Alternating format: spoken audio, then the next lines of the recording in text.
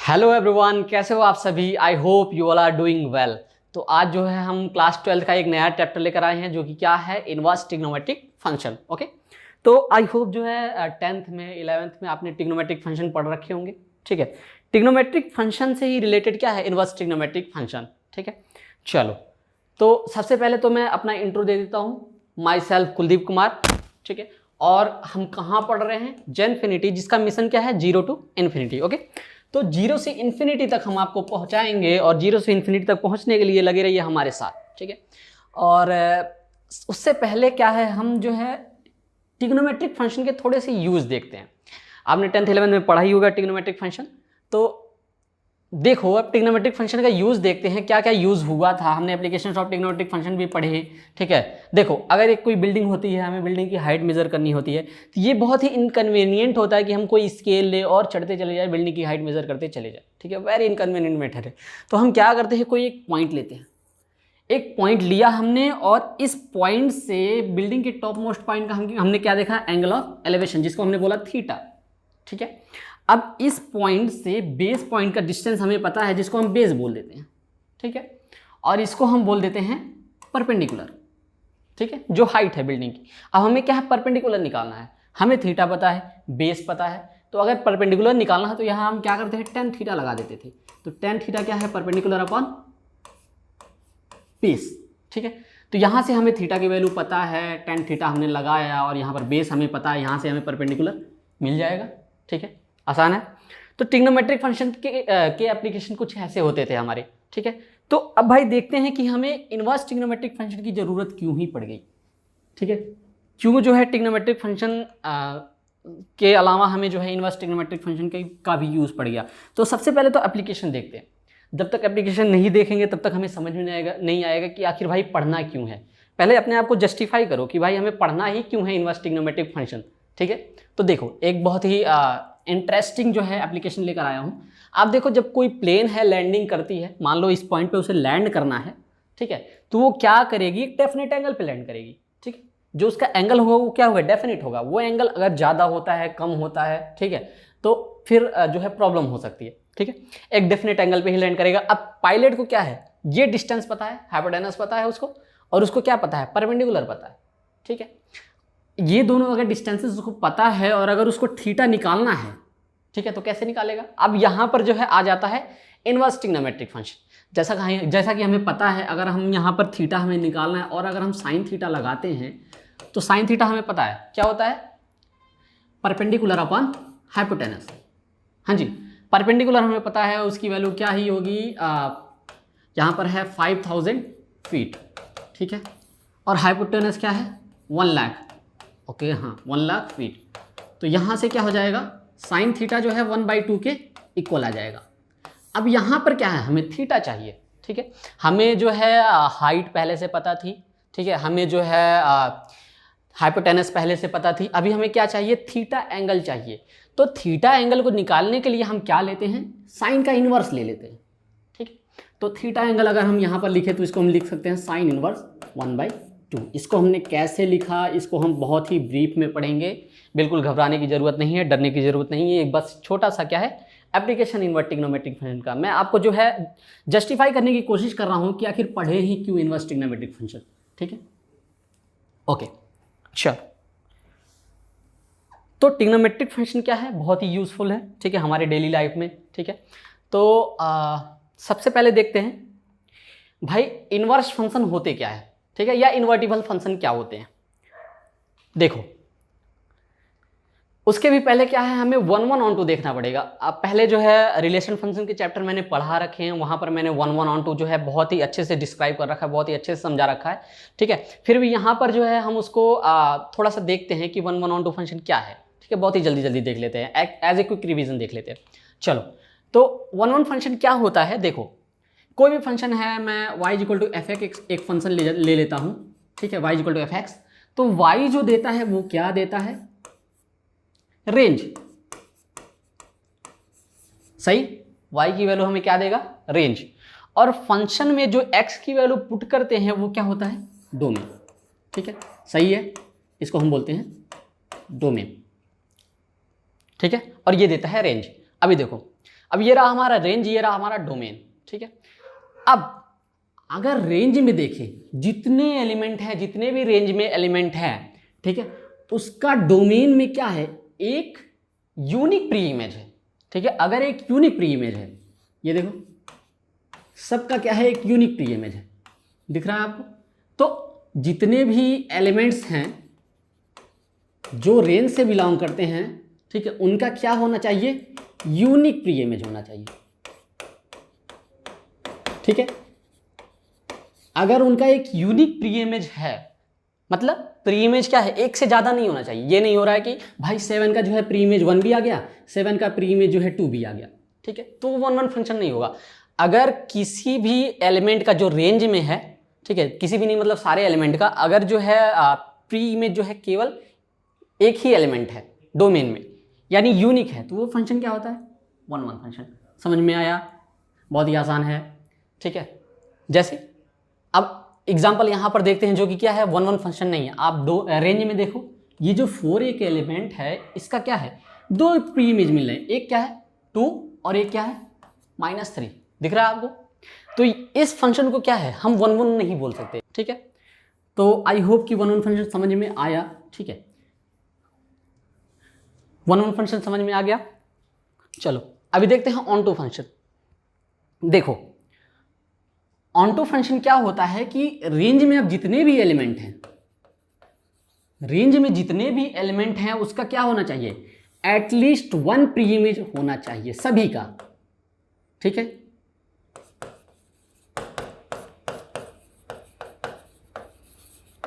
ठीक है, सभी एलिमेंट का, कोई भी रेंज में ऐसा एलिमेंट नहीं बचना चाहिए जिसका कोई प्री इमेज ना मिले डोमेन में।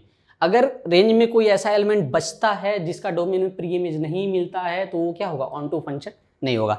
अगर रेंज में सारे elements A B C D, यहाँ पर जो एग्जांपल है, अगर इसके सारे जो है प्री इमेज मिल रहे हैं, जैसा कि हमें दिख रहा है, इसका प्री इमेज क्या है 1 है, B का 2 है, C का 3 है, D का 4 है, ठीक है, सभी के प्री इमेज मिल रहे हैं, तो ये फंक्शन क्या होगा, ऑन टू फंक्शन या ऑन टू मैपिंग होगी, ठीक है। तो आई होप कि 1-1 ऑन टू आपको समझ में आ गया। अब देखो इसकी ज़रूरत हमें क्यों पड़ी। अभी देखो जब हम इनवर्स फंक्शन को डिफाइन करते हैं तो 1-1 ऑन टू फंक्शन की हमें ज़रूरत पड़ती है, ठीक है। अभी देखो आप, तो any function that is 1-1 and onto, ठीक है, इसको हम बाइजेक्टिव भी बोलते हैं, इज इन्वर्टिबल फंक्शन। क्लियर है? जो भी फंक्शन क्या होगा, 1-1 होगा, ऑन टू होगा, दोनों होगा, वो फंक्शन क्या होगा, इन्वर्टिबल होगा। अगर फंक्शन 1-1 ऑन टू नहीं है तो उसका इन्वर्स एग्जिस्ट नहीं कर सकता। बहुत ही आसान सी बात है, बहुत ही सिंपल सी बात है। आया समझ में? चलो आगे बढ़ते हैं। तो जैसे y equal to f x एक फंक्शन है, तो अगर इसका इन्वर्स फंक्शन लिखना है तो कैसे लिखेंगे, बहुत ही आसान है। देखो y equal to f x एक फंक्शन है, तो जब भी हम किसी फंक्शन का इन्वर्स लिखते हैं, तो अगर 1-1 ऑन टू फंक्शन है तो डोमेन क्या हो जाता है, रेंज हो जाता है। रेंज क्या है, डोमेन हो जाता है। तो यहां पर हम क्या लिखेंगे, x equal to y inverse, sorry not y inverse, f inverse y, ठीक है, बहुत ही क्लियर है। x equal to y inverse, sorry f inverse y, तो y equal to f x का जो इनवर्स फंक्शन है वो कुछ ऐसे लिखाएगा। कोई भी function y equal to f x अगर फंक्शन है तो उसका इनवर्स होगा x equal to f inverse y। इसी तरीके से हम सारे ट्रिग्नोमेट्रिक फंक्शन, जितने भी ट्रिग्नोमेट्रिक फंक्शन है, हम उसके क्या है, इनवर्स लिखेंगे। ओके चलो, अच्छा एक पॉइंट नोट करने वाली क्या है, ठीक है, अभी तो हम ग्राफ के बारे में जो है आने वाले लेक्चर्स में बाद में अभी ब्रीफ में डिस्कस करेंगे। अभी हम फिलहाल ग्राफ के बारे में डिस्कस नहीं करने वाले हैं। फिर भी एक छोटी सी चीज़ देखने वाली क्या है कि जो भी ग्राफ होंगे इन्वर्स फंक्शन के, जब हम ग्राफ ड्रॉ करेंगे तो इसको आप याद रखना, एक बार मैं वहाँ भी रिमाइंड करूँगा। जो भी इन्वर्स फंक्शन के ग्राफ होंगे, ठीक है, वो उस फंक्शन का क्या होगा, रिफ्लेक्शन होगा about the line y equal to x, ठीक है। देखो आप एग्जाम्पल देखो, जैसे चलो एक हम बना लेते हैं हाइपोथेटिकल फंक्शन, ठीक है, एक्स एक्सिस वाई एक्सिस पे मान लो ये हमारा क्या है, कोई फंक्शन है y equal to f x, ठीक है। और अगर इसका हमें क्या चाहिए, इन्वर्स चाहिए, अगर हमें क्या है इसका इन्वर्स फंक्शन ड्रॉ करना है तो हमें क्या करना पड़ेगा, इसका रिफ्लेक्शन लेना पड़ेगा। किसके through, y equal to x line के थ्रू। रिफ्लेक्शन लेने का मतलब समझ में आ रहा है, बहुत ही आसान है। इसका कहने का सिंपल सा मतलब ये है कि जो y equal to x line होगी, कैसी होगी y equal to x line, देखो आप, ये सर चलो ये होगी y equal to x line, ठीक है। तो जो y equal to x line पे अगर हमने मिरर रख दिया तो इसका रिफ्लेक्शन कैसे बनेगा, आप देखो कुछ इस तरीके से बनेगा, ये रहा, ठीक है। तो ये जो फंक्शन होगा ये किसका ग्राफ होगा, ये होगा x is equal to f inverse y का, ठीक है। यानी इसके इनवर्स का ग्राफ होगा, बहुत ही आसान है। तो अगर ट्रिग्नोमेट्रिक फंक्शंस के ग्राफ आपको क्लियर हैं, ठीक है, आते हैं नहीं भी आते तो एक बार देखो आप, ठीक है। आप मेरे प्रीवियस लेक्चर्स जाकर देखो जहां मैंने क्या है ट्रिग्नोमेट्रिक फंक्शन के ग्राफ के बारे में पढ़ा रखा है। तो हम क्या करेंगे, y equal to x line लेते जाएंगे और सभी ट्रिग्नोमेट्रिक फंक्शन के क्या करेंगे, ग्राफ ड्रॉ करते जाएंगे। बस क्या करेंगे, रिफ्लेक्शन ले लेंगे। y equal to x line के अबाउट क्या करेंगे, रिफ्लेक्शन लेंगे। बहुत ही आसान है, ग्राफ बिल्कुल रटने की जरूरत नहीं है, ठीक है। सारे ग्राफ हम ऐसे ड्रॉ करते जाएंगे इन फ्यूचर। फिलहाल अभी हम ग्राफ के बारे में नहीं डिस्कस करेंगे, आने वाले लेक्चर्स में डिस्कस करेंगे, ठीक है। अब देखते हैं हम भाई इनवर्स फंक्शन को लिखते कैसे हैं, ठीक है। देखो पहले ये हमने डिस्कस किया, अगर y equal to sine x एक ट्रिग्नोमेट्रिक फंक्शन है तो इसका इनवर्स कैसे लिखाएगा, x is equal to sine inverse y, ठीक है। बहुत ही आसान है। हम वहाँ पर कैसे लिखते थे, y is equal to f x एक फंक्शन था, तो अगर हम इसका इनवर्स लिख रहे हैं तो हम क्या लिखते थे, x is equal to f inverse y, simple. यहाँ पर f था, यहाँ पर क्या है, f का इनवर्स हो जाता है, और यहाँ पर डोमेन रेंज क्या है, इंटरचेंज हो जाते हैं। देखो आप सेम चीज़ हुआ है, साइन का क्या हो गया, इनवर्स हो गया है, y की जगह क्या है, x हो गया है, x की जगह क्या है, y हो गया। बहुत ही आसान है। तो अब सारे ट्रिग्नोमेट्रिक जितने भी ट्रिग्नोमेट्रिक फंक्शन हैं 6, ठीक है, उनके इनवर्स कुछ इस तरह से लिखाएंगे, ठीक है। साइन का होगा, साइन एक्स का होगा, चलो इसको पूरी तरह से ले लेते हैं, y is equal to sine x, तो इसका होगा sine inverse y is equal to x, या x is equal to sine inverse y, ठीक है। कॉस एक्स का कॉस इनवर्स y, ठीक है, टेन एक्स का टेन इनवर्स y, ठीक है। आप ये जो है इमेजिन करते रहना, y is equal to cos x, और यहाँ पर क्या हुआ, ये x के इक्वल हुआ, ठीक है। आया समझ में,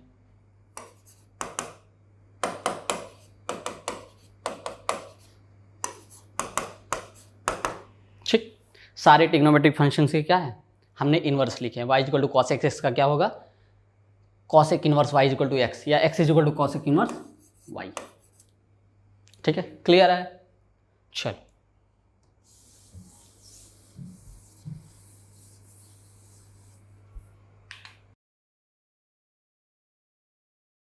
ओके। जो अभी नेक्स्ट जो है टॉपिक स्टडी करने वाले हैं वो होने वाला है डोमेन एंड रेंज, ठीक है। तो जो है ट्रिग्नोमेट्रिक फंक्शन के हमने डोमेन और रेंज जो है पहले से ही पढ़ रखे हैं, ठीक है।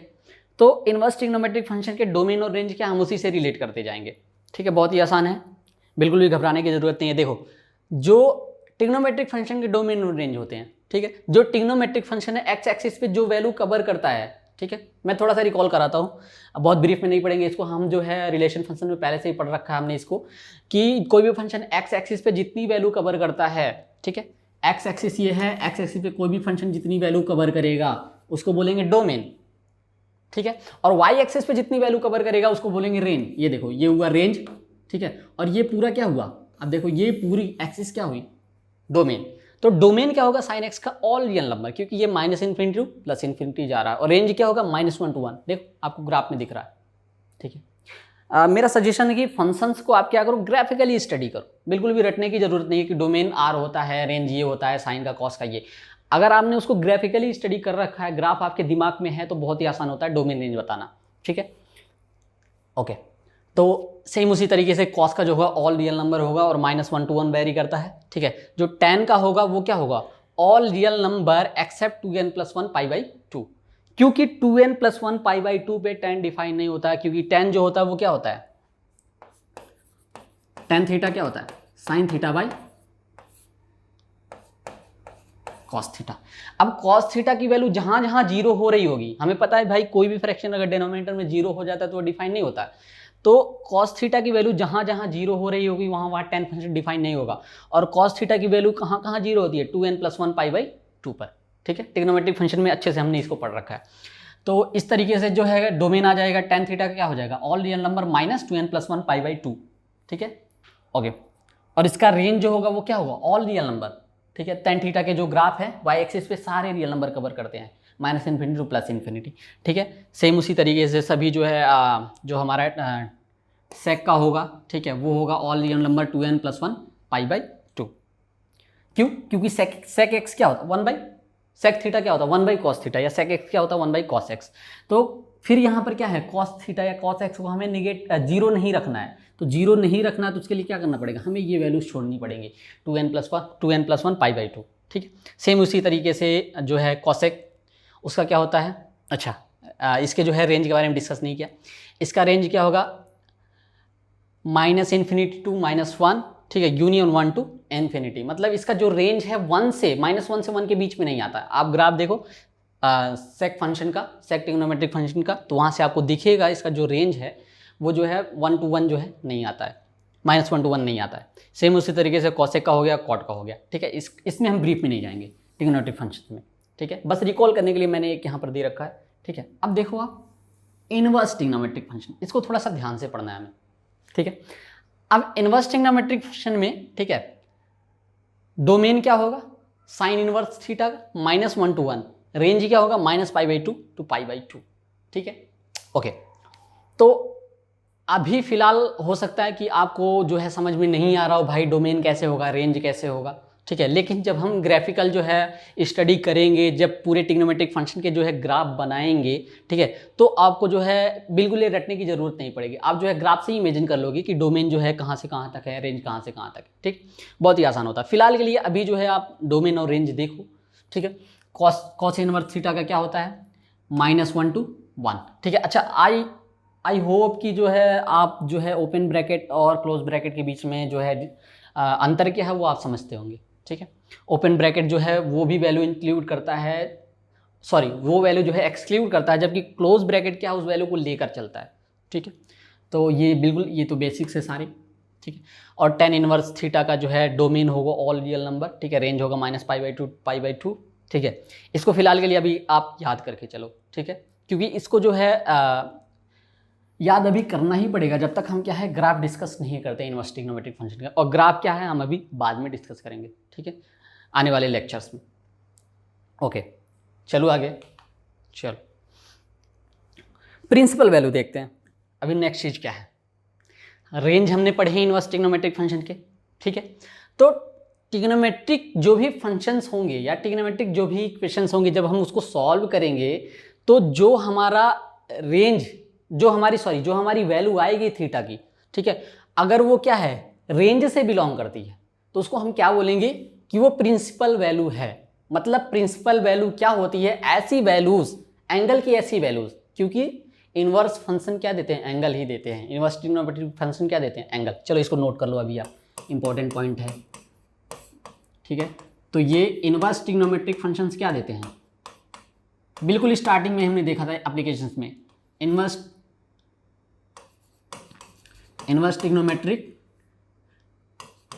ट्रिग्नोमेट्रिक फंक्शन क्या देते हैं,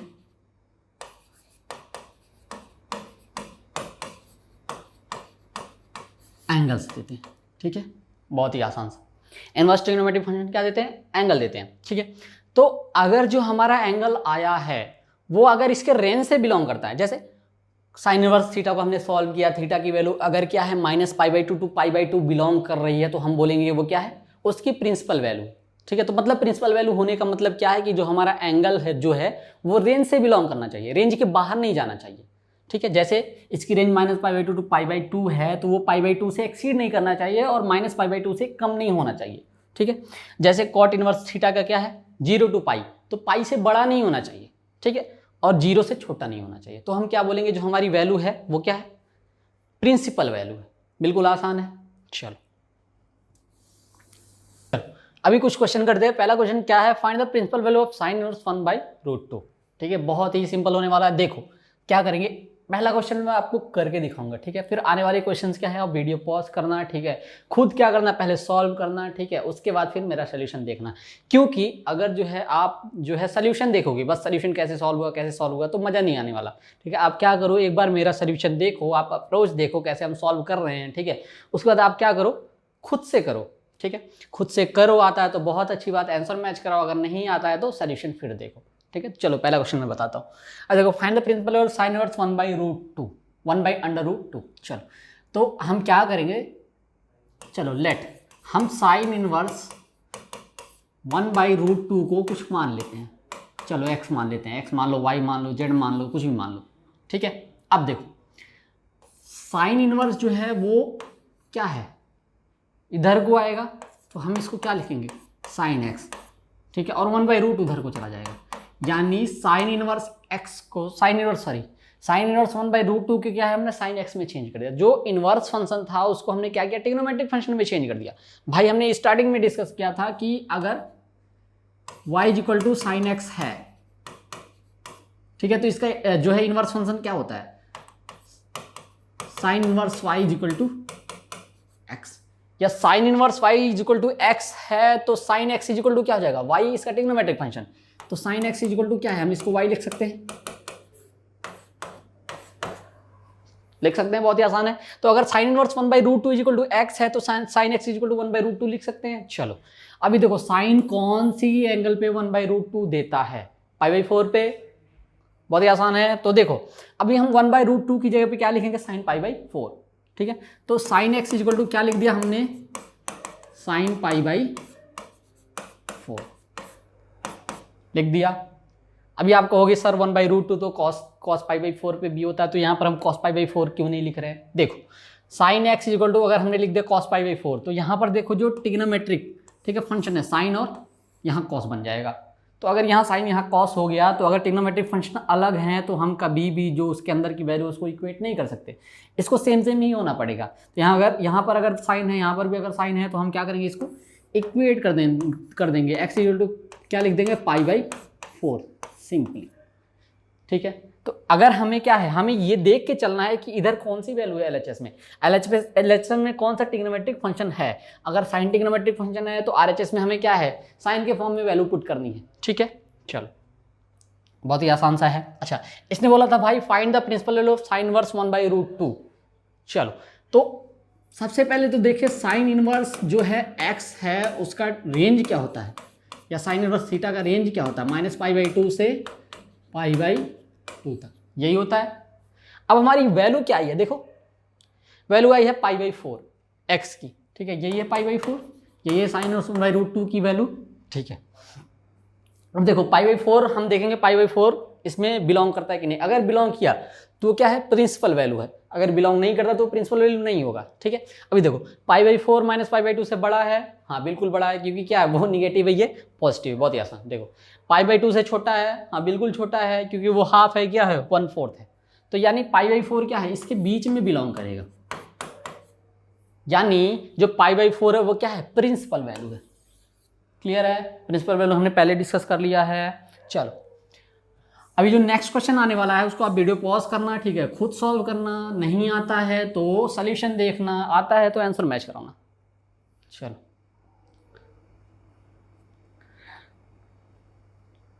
कर लिया। चल देखो find the principal value of cos inverse √3/2, same वही चीज करने वाले हैं। लेट cos इनवर्स √3/2 = x कर दिया। अब यहाँ से हम क्या कर सकते हैं, cos x = क्या लिख सकते हैं, √3/2, बहुत ही आसान है ना। चलो अब यहाँ पर √3/2 को हमें cos के फॉर्म में लिखना। भाई cos की कौन सी वैल्यू, कौन सा एंगल जो है √3/2 देता है, ठीक है, कौन सा देता है, 30 डिग्री देता है। 30 डिग्री मतलब रेडियन में कितना हो गया, π/6।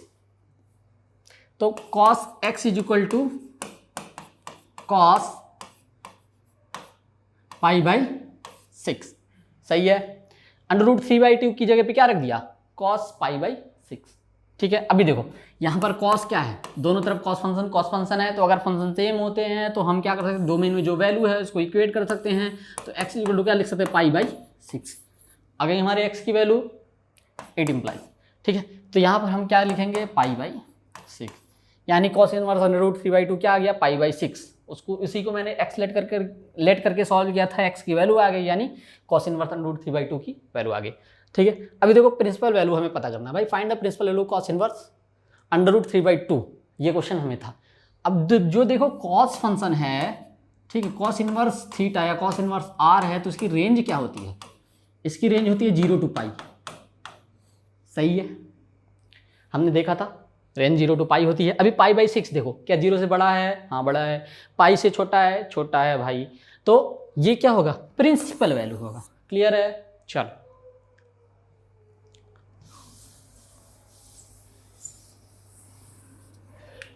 नेक्स्ट क्वेश्चन पे आते हैं। Find the principal value of cos inverse -1/2। देखो नेगेटिव साइन देख के बिल्कुल घबराना नहीं है। अगर यहाँ जो है नेगेटिव साइन आ रहा है, ठीक है, आई होप कि हो जाएगा, एक बार ट्राई करके देखो। चलो नहीं आया, आया नहीं आया तो देखो क्या करना है हमें, सेम उसी तरीके से करेंगे, अप्रोच हमारा सेम होगा। चलो let cos inverse -1/2 is equal to x. अब यहाँ से हम क्या करेंगे, cos x is equal to क्या लिख देंगे, -1/2 लिख दिया। चलो अभी क्या करो, आप निगेटिव साइन को नेगलेक्ट करके चलो। अभी आप मानो नेगेटिव साइन प्रेजेंट ही नहीं है, ठीक है। अगर हम नेगेटिव साइन को भूल जाते हैं तो 1/2 cos कौन सी वैल्यू पे देता है, cos के कौन से एंगल पे उसकी वैल्यू 1/2 आती है, 60 डिग्री पे, ठीक है। तो 60 डिग्री को हम क्या लिखेंगे, रेडियन में π/3,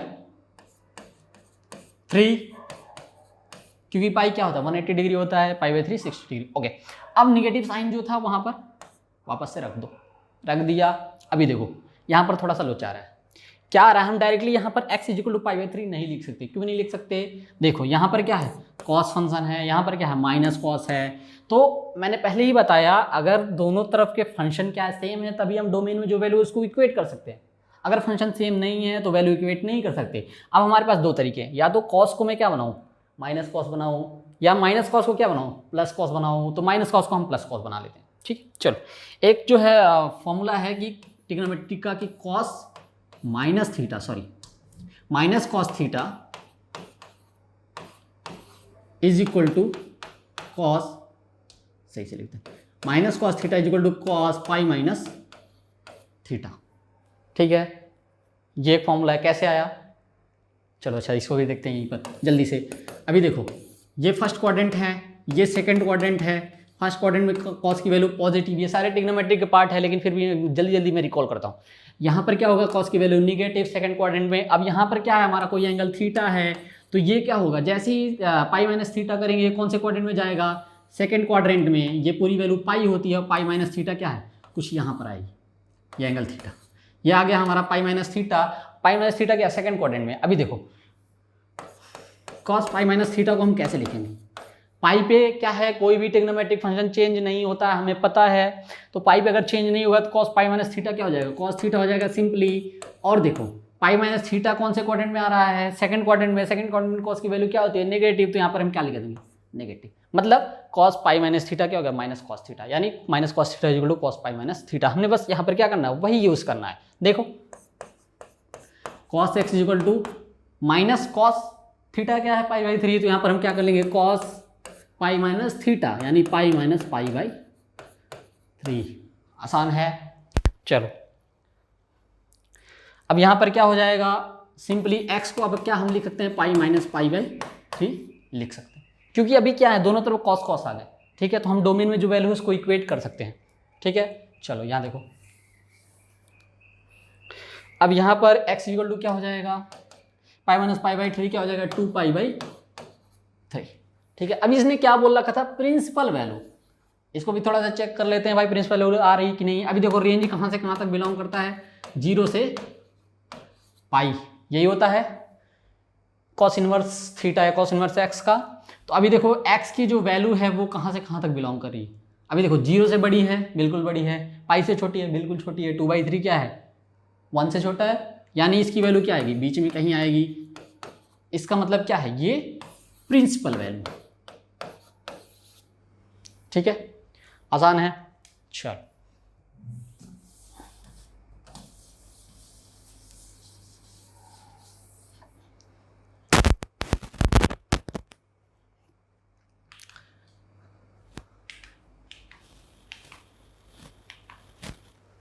okay, using principal value evaluate tan inverse 1 plus sin inverse -1/2, ठीक है। बहुत ही आसान क्वेश्चन है, मैं थोड़ा सा हिंट देता हूँ, उसके बाद आप एक बार खुद से ट्राई करना, ठीक है। आप जितने खुद से ट्राई करोगे उतना ही मजा आएगा, अगर खुद से ट्राई नहीं किया तो बिल्कुल मजा आने वाला नहीं है, ठीक है। चलो अभी हम क्या करेंगे, देखो हम इसको एक अलग लेके सॉल्व करते हैं, tan इनवर्स 1 को अलग सॉल्व कर लो, जैसे हम एक समझ लो एक अलग क्वेश्चन हो गया, और sin इनवर्स -1/2 को अलग सॉल्व कर लो, समझो वो दूसरा क्वेश्चन हो गया। उसके बाद जो वैल्यू आ रही है दोनों को लास्ट में क्या करो, ऐड कर लो।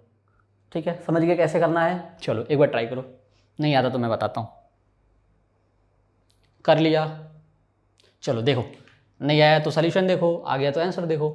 सॉरी, हाँ देखो, tan इनवर्स 1, सबसे पहले हम क्या करेंगे, लेट tan इनवर्स 1 को क्या करते हैं, x लेट कर लेते हैं। तो यहाँ से हम सिंपली क्या लिख देंगे, tan x = 1। फिर वही बात भाई, tan की कौन सी एंगल पे जो है 1 देता है, तो हमें पता है भाई क्या है, π/4 पे 1 देख रहा है, तो इसको हम क्या लिख देंगे, tan π/4। सही है। अब देखो दोनों तरफ क्या है, tan है, तो x = क्या लिख देंगे, π/4। सही है। अब देखो दूसरा पार्ट सॉल्व करते हैं, sin इनवर्स -1/2, इसको हम क्या करते हैं, y मान लेते हैं, तो सिंपली sin y क्या हो जाएगा, -1/2। अब सेम तरीके से माइनस साइन को पहले निगलेक्ट कर दो, जैसे मैंने बताया था। अभी यहाँ पर क्या हो जाएगा, sin y = अब कौन सी माइनस साइन अभी निगलेक्ट करो, कौन से एंगल पे साइन जो है 1/2 देता है, कौन से एंगल पे देता है, 30 डिग्री पे, यानी यहाँ पर क्या हो जाएगा, sin π/6। ठीक है, अब माइनस साइन फिर से लगा दो। ठीक है, हमें पता है भाई -sin θ = sin -θ, ये तो पढ़ रखा हो बचपन में, पढ़ रखा है। चलो अब यहाँ पर sin y, क्योंकि यहाँ पर माइनस साइन है, तो हम क्या करें, या तो इसको पॉजिटिव बना ले, या इस पॉजिटिव का क्या करें, नेगेटिव बना ले। ठीक है, तभी हम जो है y को इक्वेट कर सकते हैं, नहीं तो हम इक्वेट नहीं कर सकते, मैंने ये पहले ही बताया। तो अब sin y = यहाँ पर क्या हो जाएगा, sin -π/6। ठीक है, अब हम y को क्या लिख सकते हैं, -π/6। क्लियर है। तो इसको हमने क्या किया था, x लेट किया था, इसको क्या लेट किया था, y लेट किया था, यानी इस पूरे इक्वेशन की value tan inverse 1 + sin inverse -1/2 क्या आएगा, x + y। ठीक है, यहाँ पर मैं लिखता हूँ फिर से, देखो सॉरी,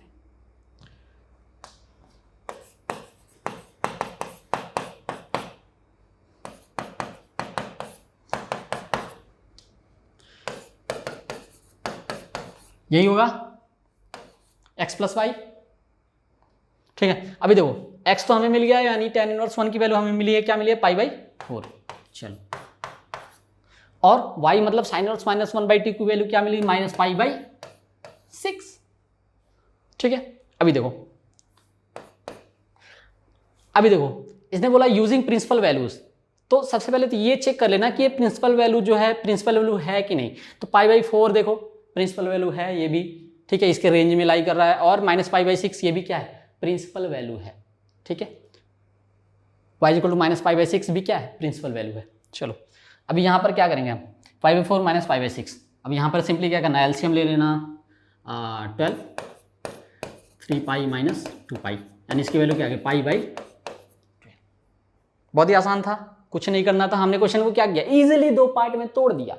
ठीक है, और एक एक पार्ट को हम सॉल्व करना जानते हैं। ठीक है, हमने पहले सीख रखा है, इसको एक पार्ट में सॉल्व किया, उसको एक पार्ट में सॉल्व किया, लास्ट में क्या किया, दोनों को सम अप कर दिया। ठीक है, तो आंसर क्या है, π/12। क्लियर है। चलो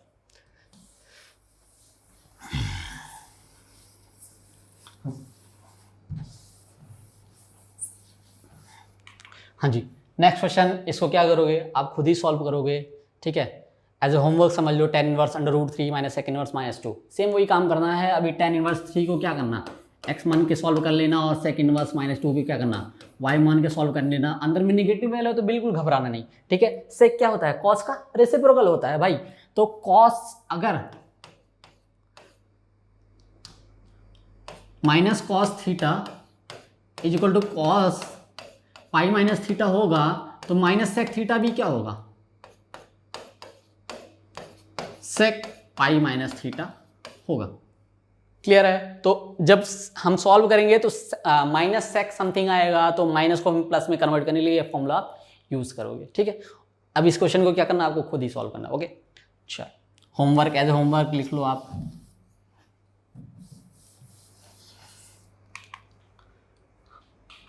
हाँ जी, ये भी क्या है, बहुत ही आसान है। ठीक है, इसमें बस क्या है, 3 पार्ट आ गए, सेम क्वेश्चन, वही उसी तरह का क्वेश्चन, इसमें 3 पार्ट आ गए।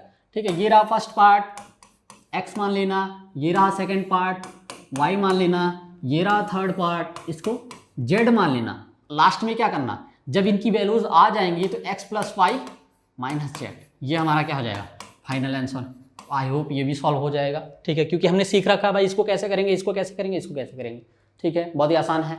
चलो अब एक चीज़ यहाँ पर देख लेना कि जो हमारी यहाँ पर वैल्यू आएगी -10 आएगी, -10 और √3 है तो आई थिंक ये 60 डिग्री आना चाहिए, यानी π/3 आएगा, तो -10 π/3 आएगा। तो -10 π/3 को जो है 10 में कैसे कन्वर्ट करेंगे, ठीक है, वो आपका काम है, ट्रिग्नोमेट्री से आप खोजना। तो इसको भी मैं क्या करता हूँ एज ए होमवर्क छोड़ता हूँ। हाँ जी,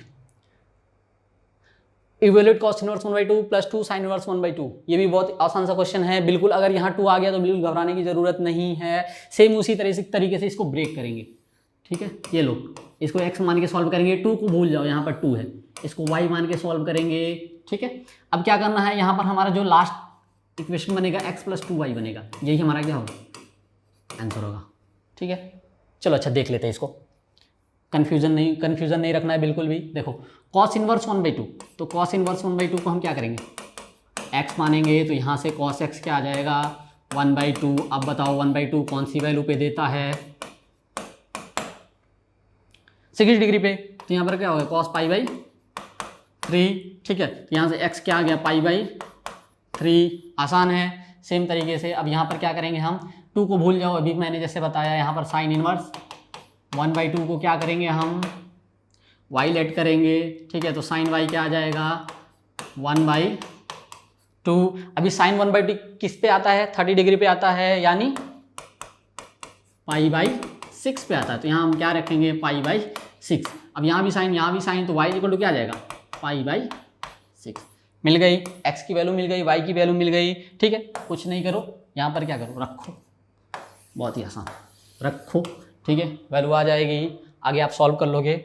यहाँ पर आएगा π/3 + 2 π/6, ये जाके यहाँ कैंसिल आउट हो जाएगा, तो आएगा π/3 + π/3 यानी 2 π/3। ये रहा आंसर, आसान है, बहुत ही सिंपल है, बिल्कुल भी टफ नहीं है। आई होप कि थोड़ा सा आसान लग रहा होगा। अभी इनवर्स ट्रिग्नोमेट्रिक फंक्शन बिल्कुल डरने की ज़रूरत नहीं है, हम जो है बहुत अच्छे से कवर करने वाले हैं। हम जब ग्राफ्स पढ़ेंगे तो और मज़ा आने वाला भी, ठीक है। हाँ जी, इस क्वेश्चन बुक को भी क्या रखना है, होमवर्क में रखना है। साइन माइनस साइन के साथ आपको सॉल्व करके दिखाया, कॉस माइनस साइन के साथ, कॉस इनवर्स माइनस साइन के साथ सॉल्व करके दिखाया। इसको क्या करना है, एक्स रखना है ना जी। Sine minus theta simply sine theta होता है, cos minus theta cos pi, cos क्या होता है कॉस पाई माइनस थीटा होता है, सॉरी माइनस साइन थीटा क्या होता है सिंपली साइन माइनस थीटा हो जाता है, और माइनस कॉस थीटा क्या होता है कॉस पाई माइनस थीटा होता है, ठीक है। तो इस तरीके से आप क्या करोगे, माइनस साइन को साइन में कन्वर्ट करोगे और माइनस कॉस को कॉस में कन्वर्ट करोगे। तो यहाँ पर जब कन्वर्ट हो जाएगा ये y देगा, तो यहाँ पे सिंपली क्या रखना है x - y, ये हमारा आंसर आ जाएगा, ठीक है, क्लियर, ओके। तो आज का लेक्चर यहीं पे, ठीक है, एंड करते हैं, ठीक है। अगर जो है लेक्चर पसंद आया, ठीक है, तो चैनल को सब्सक्राइब करो, शेयर करो, ठीक है, बेल आइकन प्रेस करो और हमें फॉलो करो, ठीक है, इंस्टाग्राम पे jenfinity.official पे और हमारा ट्विटर हैंडल, ठीक है।